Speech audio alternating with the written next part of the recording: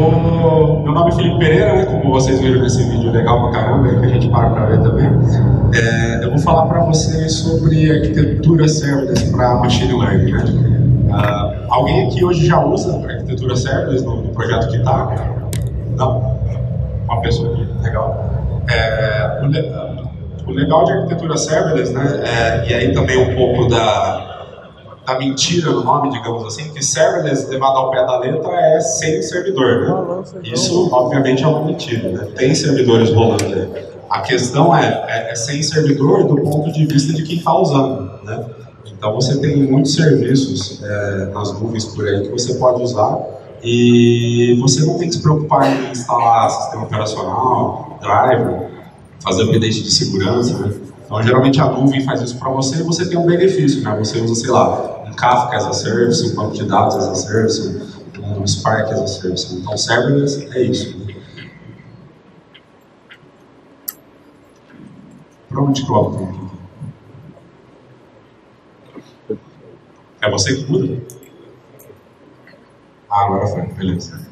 Aqui um pouquinho de mim, eu comecei minha carreira como professor, depois desenvolvedor, passei muitos anos como DBA, arquiteto de dados, e nos últimos anos, aí, um ano e meio, tenho atuado na área de Big Data como Machine Learning Engineer, que é um pezinho em Data Engineer e um pezinho em Data Scientist, né? Ali tem as minhas redes sociais.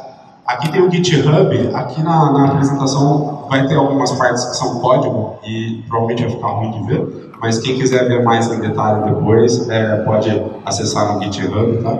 E ver o código lá, baixar e fazer o que brincar na máquina, tá? Não precisa se preocupar com a apresentação também, que a organização vai disponibilizar para vocês, tá? Bom, a jornada, né? Por que eu escrevi a jornada? Eu não vou apresentar para vocês a arquitetura que a gente fez, o fim, né? Vocês vão saber, mas eu vou apresentar a jornada, né? As dúvidas. Para cada ponto da arquitetura, o que a gente avaliou, pró, contra, preços, né? Para vocês terem uma ideia também, tá? Esse case ele é baseado num projeto que a gente teve na Daitan.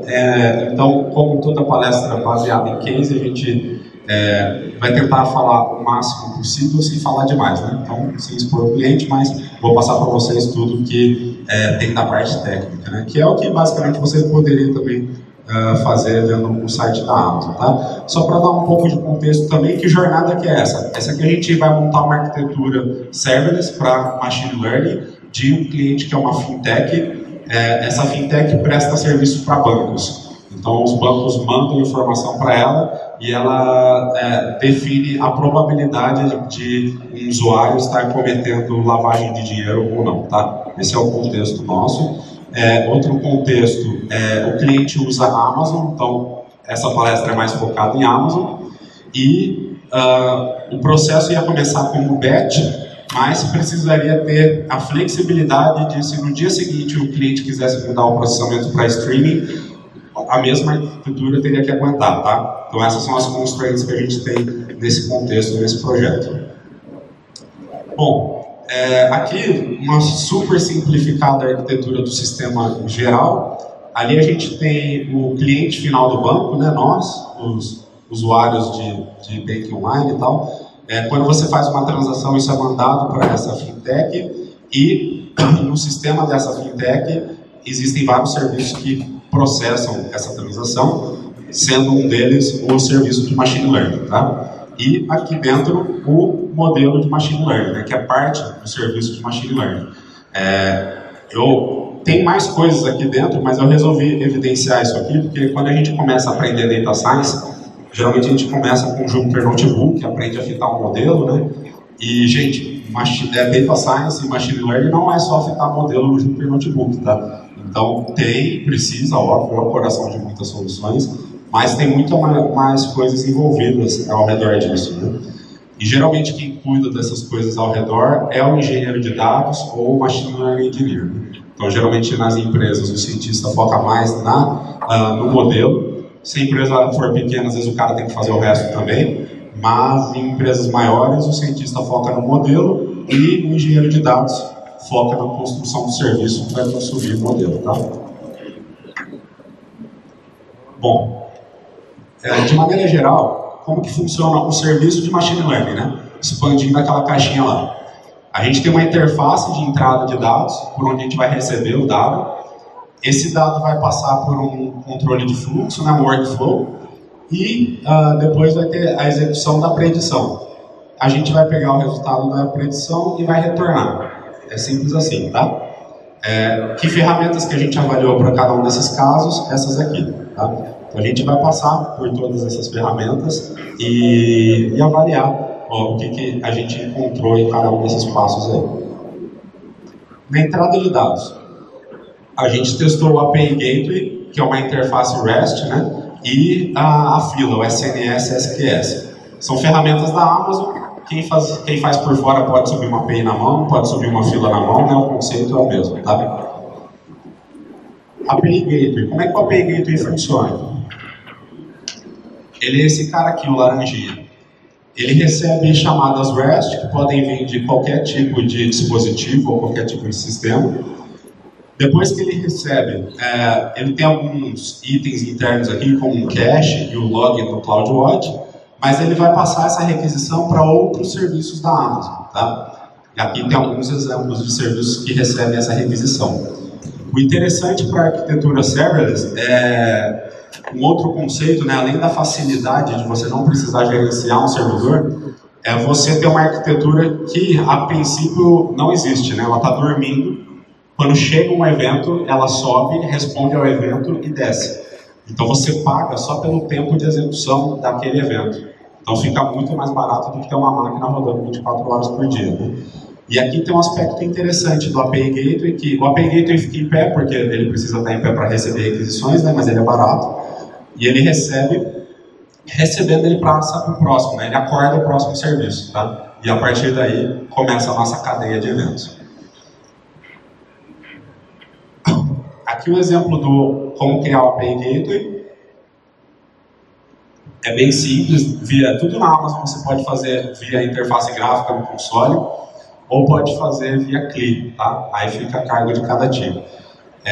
Aqui basicamente você escolhe algumas configurações e ele te dá um código de exemplo. Você depois pode modificar o exemplo ou inserir o seu próprio código, né? Uma outra boa prática para a parte do código da API é usar o Swagger, que já documenta a API para você também, com os métodos dela, tá? Então o programinha fica a dica. Então, aquele é o API Gateway. Na questão da fila, alguém aqui usa fila, Kafka, alguma coisa assim? Mais gente, porque legal, bastante gente. Na Amazon, a Amazon acho que agora lançou o Kafka as a Service, faz uns 2 meses, mas até então só tinha esses 2 serviços aqui, tá? Então, a união desses 2 trabalha como se fosse um Kafka. Você tem o SNS, que é o ponto de entrada, é um endpoint que fica exposto para receber as mensagens, só que ele é um broadcast, ele recebe e faz um broadcast, né? E você põe um SQS para ler desse SNS, ele fica ouvindo.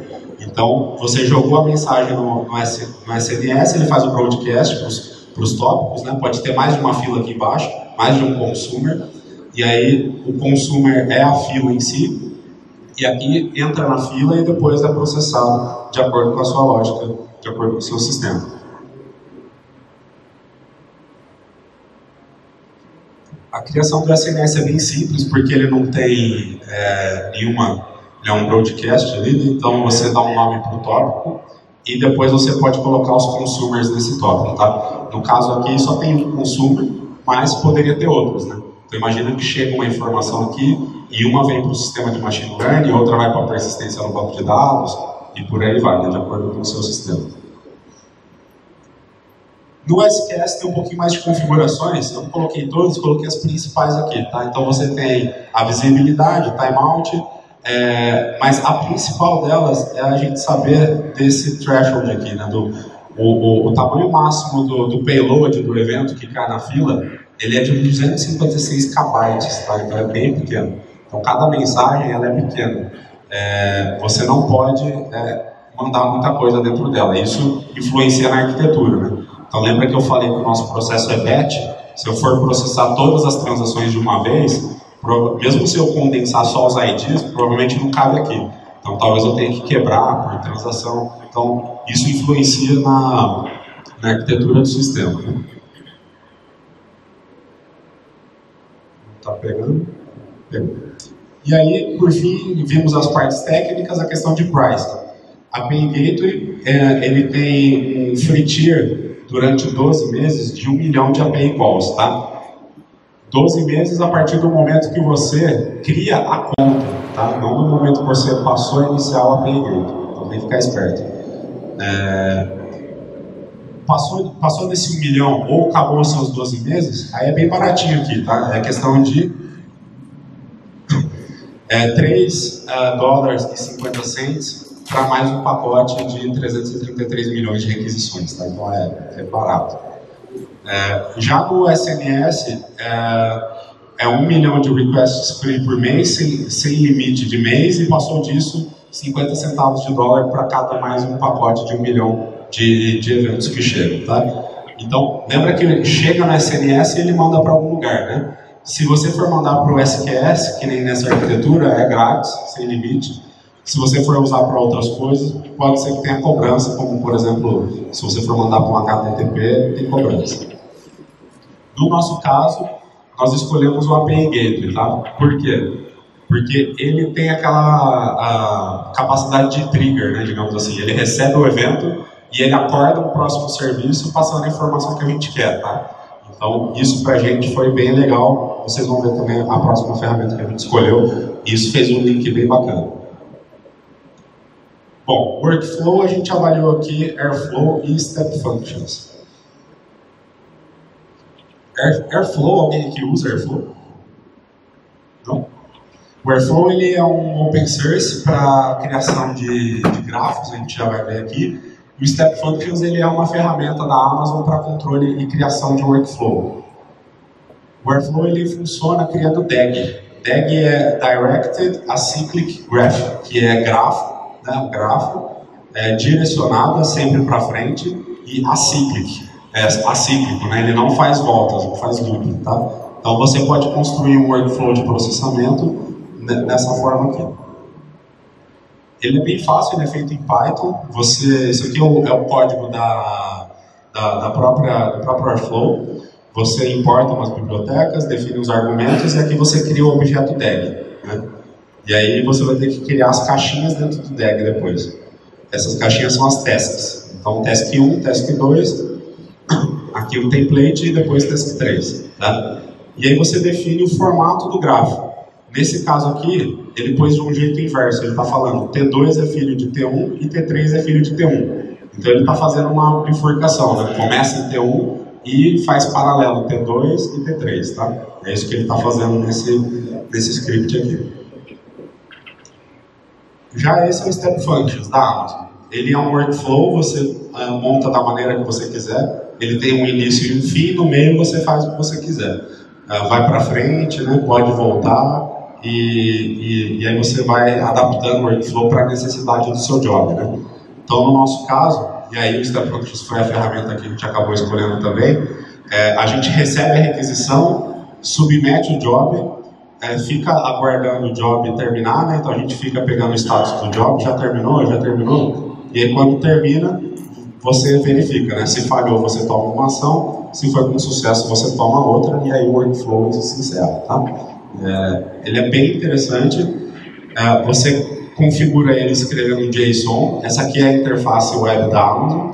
Então você escreve um JSON aqui e ele vai te mostrando graficamente já o seu workflow, tá? É uma sintaxe bem simples de aprender, tem lá na Amazon a documentação certinho e em pouco tempo você já aprende a fazer e sai fazendo. Questão do preço. São ferramentas bem baratas. No caso do Airflow, como ele é open source, você vai pagar, na verdade, você vai precisar de uma máquina para rodar ele, né? Então, um EC2, por exemplo. Então, ele não é serverless nesse caso, né? Então, você vai pagar pela máquina que você subir para rodar o Airflow. Já o Step Functions, ele tem 4.000 transições de estado por mês grátis, sem limitação de 12 meses. E depois disso, 2 centavos de dólar e meio para cada 1.000 transições de estado, tá? O que é uma transição de estado? Quando você sai de uma caixinha para outra, é uma transição de estado. Então, você tem 4.000 por mês, se usar mais que isso, né? Então é conforme quantas vezes você executa o workflow. Né? Então, nesse caso, 1, 2, 3, 4, digamos que já terminou. 5, tá? Então, nesse workflow aqui tem 5 transições de estado, você tem 4.000 por mês. Grátis. Né? A gente escolheu o Step Functions porque ele integra com o API Gateway. Então, você recebe uma chamada REST na API Gateway, ele chama o Step Functions, que é praticamente gratuito, você controla todo o workflow, e a partir daí do workflow, de dentro do workflow, você faz a execução do que você precisa fazer, que é o que a gente vai ver agora, tá? Essas ferramentas até agora elas são relativamente baratas, porque elas basicamente não fazem muita coisa, né? Quem vai fazer agora, no nosso caso, é as próximas ferramentas aqui, né? De processamento. Que a gente avaliou a utilização do Lambda em Python, o Scikit-Learn, o EMR, que é o Hadoop Spark as a Service na Amazon, e o SageMaker, que é a plataforma completa de Machine Learning na Amazon, tá? Tem alguém aqui usando o SageMaker? Não? Ele é bem caro. Bom, Lambda. Por que Lambda com Scikit-Learn? Né? Scikit-Learn é onde a maior parte das pessoas aprende e faz algoritmos de Machine Learning, tá? Tem muita biblioteca disponível e no caso da escolha do Lambda, porque ele foi, acho que, uma das primeiras ferramentas, ele é Function as a Service, né? Então ele é acima de serverless, né? Então você escreve um código e você executa esse código sem saber nada por baixo do que está acontecendo. Ou não que não saiba, mas não precisa se preocupar com isso. Então, aqui tem um exemplo de um pipeline. Então, a gente tem aqui as variáveis, né, do treinamento, alguns transformers de dados, o classificador, que é uma regressão logística, e o pipeline, que junta a transformação dos dados com o classificador, num objeto só chamado pipeline. Aí faz o fit, né, que é treinar o modelo, e salvar isso num binário, né? Então, aqui está bem simplificado, que é o trabalho, basicamente, de um cientista de dados. Ele vai criar as features do modelo, vai escolher o melhor modelo, quando ele estiver feliz com isso, ele vai salvar isso no binário para poder reutilizar. Onde? Em uma função de predição. Aqui, nesse primeiro quadrado, seria no Python normal, sem ser no Lambda. Então, estou definindo uma função chamada MakePrediction, que recebe os dados, né? Então, estou recebendo as transações dos usuários.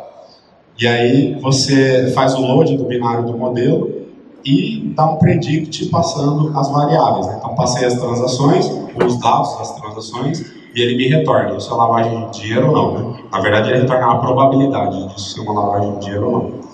E aqui no Lambda, né? O Lambda é bem fácil de fazer. Então, dado que você montou esse pacote aqui já, você consegue disponibilizar isso lá no ambiente do Lambda, com uma biblioteca separada. E aqui você só chama, né? Então você recebe um evento que vem lá do API Gateway. Esse evento vai ser um JSON. Dentro dele vai ter o data, que é o payload, que é onde vai estar o que o seu sistema está mandando. Você faz o load do modelo. E aqui, na verdade, o nome da variável aqui devia ser pipeline, não model, tá? Ele vai pipeline.predict do X, né? O X é o payload que veio lá do evento. E aí você tem a predição, a probabilidade de ser lavado de dinheiro, e você retorna isso para o API Gateway, tá? Então, é uma forma de fazer aqui.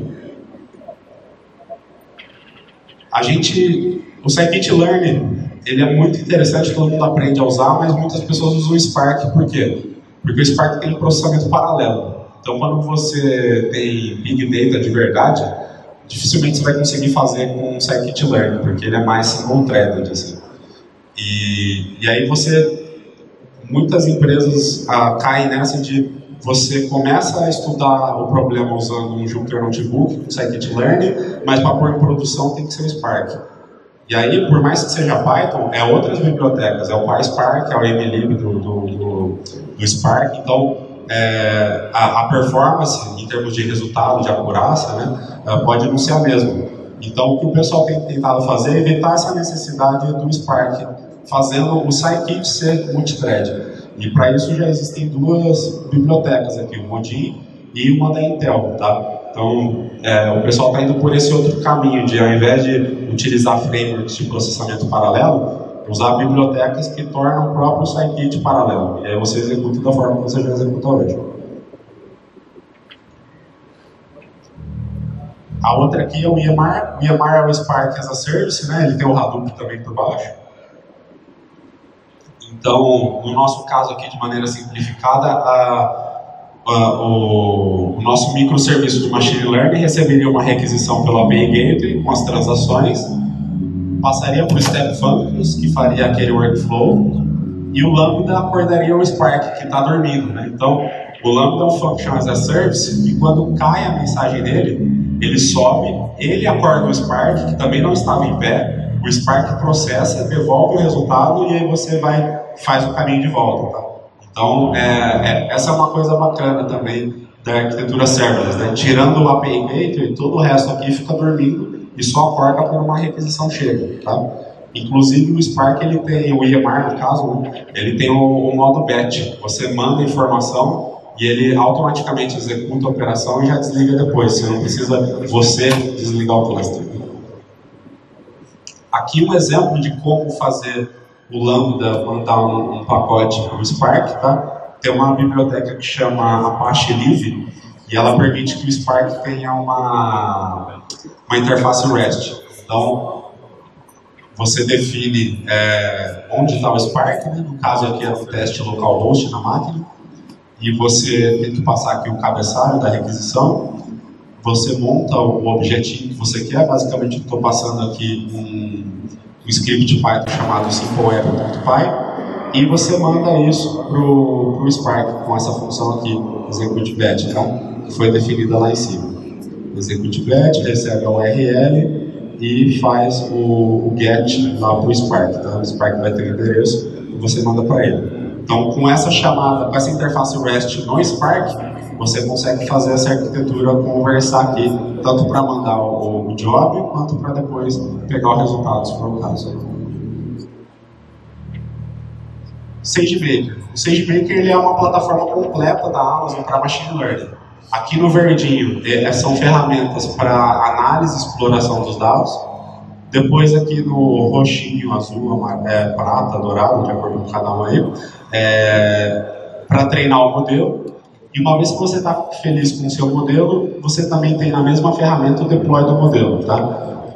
Essa parte, o verde e o azul, é feito usando o Jupyter Notebook lá na Amazon. Ele disponibiliza um Jupyter Notebook, você treina, você explora os dados. Quando você manda treinar um modelo, ele sobe uma instância paralela para processar, né? Porque muitas vezes é Big Data. E depois você faz o deploy com uma ferramenta à parte, dentro do SageMaker, tá? Então aqui um exemplo, esse Jupyter Notebook está rodando na interface da Amazon, você faz o processamento que você precisa e quando você manda treinar o modelo, ele te dá uma mensagem aqui dizendo que ele vai subir uma máquina em paralelo ali para processar. Depois, dentro do próprio SageMaker, você tem a parte de endpoints. Você pode falar, olha, pega aquele modelo que eu treinei e disponibiliza um endpoint para mim. E aí você pode chamar esse endpoint para pedir as predictions, né? Igual a gente fez com o Lambda com o scikit naquele primeiro momento. Aí tudo isso bem legal, mas tem a questão do preço, né? Então ficou assim.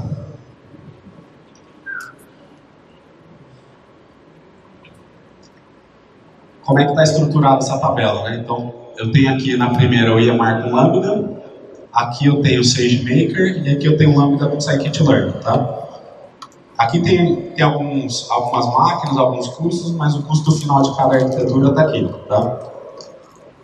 De maneira geral, aí, para não precisar passar por todas as células, a gente cotou aqui processamento batch, realizado uma vez por dia, durante todos os dias, tá? Então, por isso que ele usa pouco durante, por exemplo, aqui, ó, predict do Lambda aqui, vai usar 1 hora por dia. Né? Mesma coisa aqui em cima, tá? Qual o maior problema aqui do SageMaker, né? É 24 horas que ele fica em pé. Por quê? Aquele endpoint, esse endpoint aqui, você não pode usar ele só quando você quer. Ele fica em pé o tempo inteiro. Então você cria, ele fica em pé. não dá para dar stop, só dá para dar delete nele, só dá para dropar. Então, ou você tem ou você não tem. E se você tem, ele fica em pé o dia inteiro. Tá? A Amazon tem o SageMaker no modo batch, mas aí ele tem algumas restrições. Todos os dados que você vai usar precisam estar no S3, aí ele consome, depois ele cospe o resultado no S3 e aí ele se desliga. Esse é o modo batch do SageMaker, que aí ele existe, mas no nosso caso a gente não queria usar isso. Tá?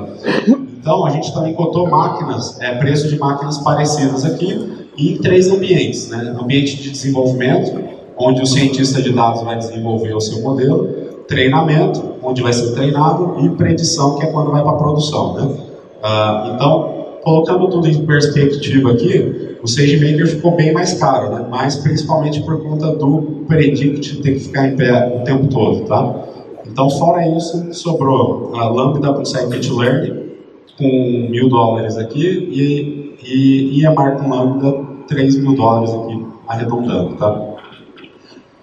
Na questão de preço, o Lambda mais barato, mas a gente escolheu a arquitetura com EMR porque o Lambda tem um tempo de execução que no início era 5 minutos, hoje em dia é 15. Tá? Então ele roda no máximo por 15 minutos. Então se sua predição demora mais do que isso, né, que eu falei, a gente vai começar com batch. Eu vou receber todas as transações do banco de ontem para processar. Então pode ser que 15 minutos não seja o suficiente para mim. Então, mas se no seu cenário 15 minutos é muito razoável, né? É mais do que você precisa, essa arquitetura aqui atende bem. Tá? No nosso caso, pela questão do tempo que ele roda, a gente precisou escolher ali o EMR sendo chamado pelo Lambda. Tá? Depois, se alguém quiser me perguntar detalhes disso aqui, eu sei que eu não falei de tudo para não ficar chato para vocês, a gente pode conversar também. Tá? E aí um pouquinho sobre a Amazon, né? A Amazon não é aqui, você não paga pelo que você usa, né? Você paga por aquilo que você esquece de desligar, né? Então, esse é um motivo de que a arquitetura serverless é interessante, ainda mais desse jeito que a gente está montando, respondendo a eventos, né? Porque você realmente só paga pelo que você usa, você não precisa se lembrar de desligar nada, né? Eu acho que muitas pessoas já foram dormir e lembraram, pô, aquela máquina está ligada, né? E aí você acorda e vai lá e desliga a máquina. Então, a nuvem é isso, você tem um trade-off de facilidade de uso, uma questão de price que você tem que se preocupar. E aí o retorno do resultado, né? Você fez a predição usando a arquitetura que você escolheu, no nosso caso EMR, e você tem que devolver isso de alguma forma. Obviamente você vai devolver pela interface que você escolheu, então no nosso caso a gente escolheu a entrada pela API, vai devolver pela API também. Tá? Mas, um ponto que eu queria colocar aqui, o API Gateway, o payload dele, e aí os outros microserviços do sistema também usam API Gateway, né? Do nosso sistema como um todo, ele tem um payload de 10 MB, né? E isso pode ser suficiente para você ou não. E além daquele payload de 256 KB das mensagens que a gente falou, que pode ser suficiente para você ou não.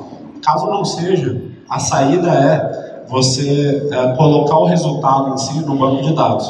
Tá? Então, você coloca o resultado no banco e, pela interface, você só retorna o status. Fala assim, terminei com sucesso, terminei com falha. No caso de terminar com sucesso, o outro sistema sabe que ele vai ter que buscar no banco de dados o resultado. Né?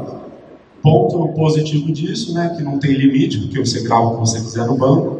Ponto negativo, os microserviços começam a ficar muito acoplados um com o outro.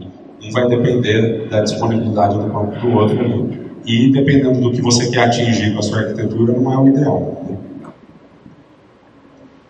Bom, nesse ponto aqui, passando por tudo isso, você vai ter uma arquitetura em pé, um modelo funcionando. E de um ponto de vista de ciência de dados, você tem que se preocupar com a performance do modelo, né? Será que meu modelo está fazendo boas predições ou não?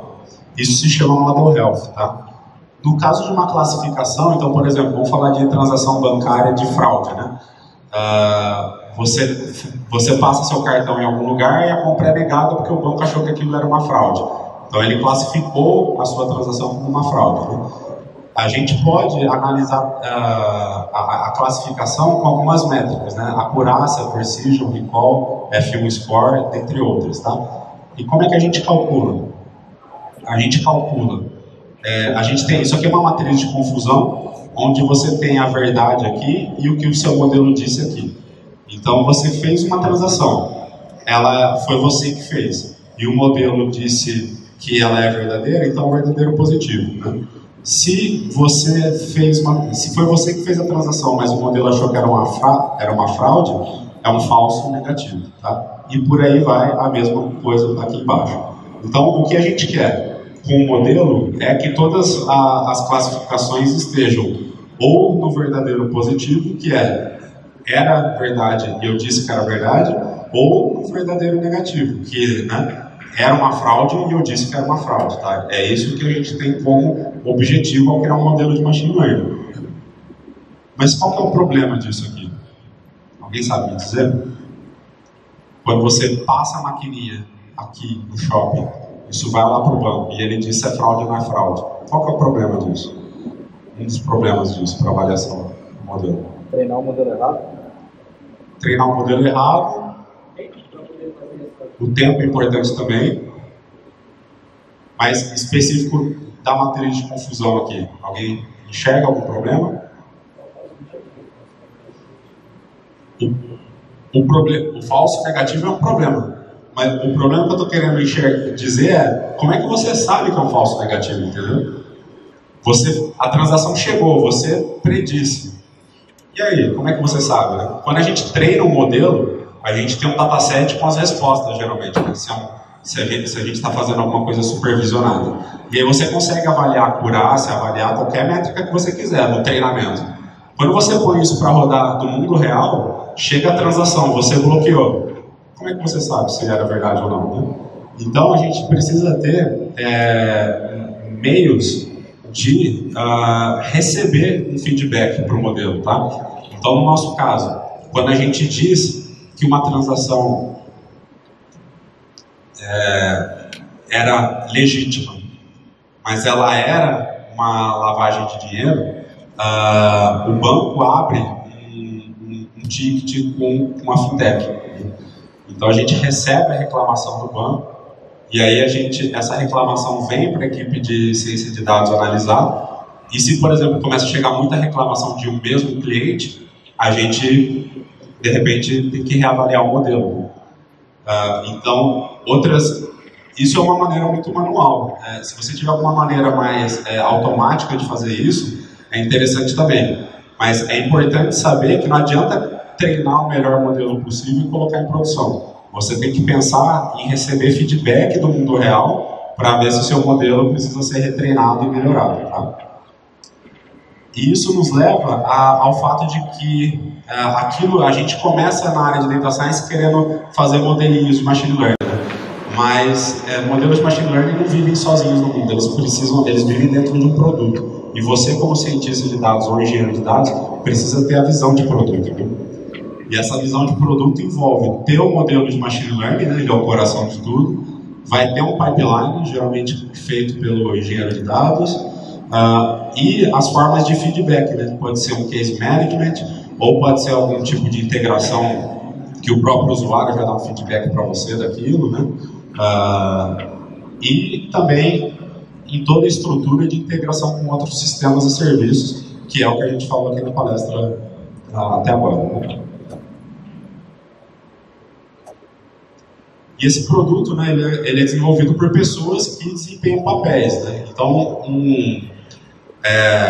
acontece muitas empresas quando querem iniciar uma área de data science, né, eles contratam um cientista de dados e o cara basicamente vai ter que fazer tudo, né? Vai ter que fazer até o café, assim.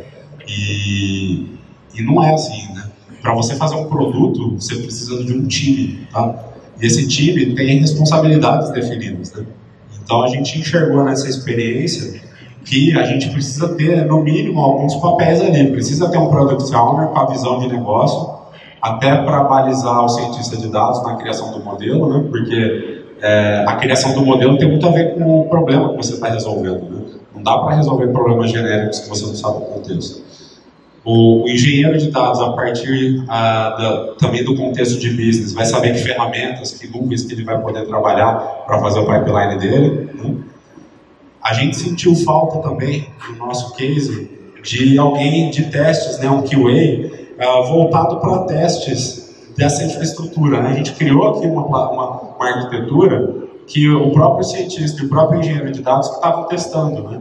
Mas eu queria deixar essa dica também para profissionais da área de teste se especializarem nisso também, né? De repente é uma área nova que pode crescer.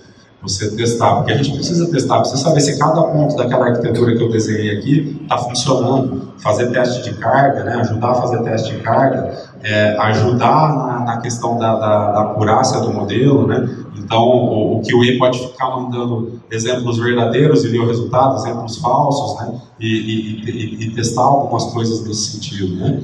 E por fim, depois que você fizer tudo, geralmente vai ter que ter alguém de DevOps aí te ajudando a colocar em produção.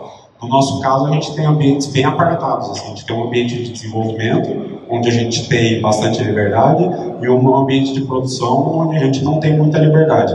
Quem faz essa ponte é a equipe de DevOps. Tá? Então, tudo isso precisa ser conversado desde o início, né? Porque, principalmente no caso da Amazon tem muitas ferramentas que ajudam o deploy. O SAM, né, que é o Serverless Application, alguém lembra o que é o N? Não lembro agora, mas chama SAM. São ferramentas da Amazon para você fazer deploy em arquitetura serverless, tá? Então, se você fizer tudo isso que a gente fez e só no fim chegar para a área de DevOps e falar põe em produção, os caras vão querer bater em você, né? Então é legal desde o início já estar combinado como que vai ser desenvolvido, né? Como que vai ser feito o deploy, e aí o projeto roda em cima dessas coisas que já foram acertadas antes, né? Bom, algumas considerações finais, né, que quando a gente trata de nuvem,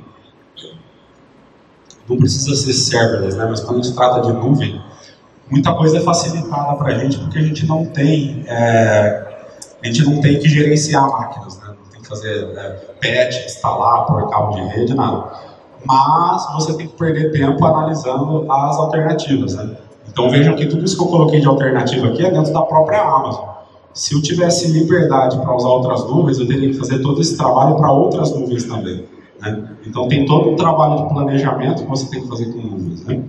E no caso da Amazon, eu queria deixar essa dica aqui, eles têm um documento chamado Well Architected, que te ensina a fazer boas arquiteturas na Amazon, inclusive dando dicas de como gastar menos, tá? Então eles falam algumas ferramentas, ao invés de usar isso, use isso, e aí você vai gastar menos, né? Não é filantropia, porque eles sabem que o cliente gasta menos, fica mais feliz e fica mais tempo na Amazon, né? Então, se você usa a Amazon, fica a dica desse Well Architected aí, que eu acho bem interessante.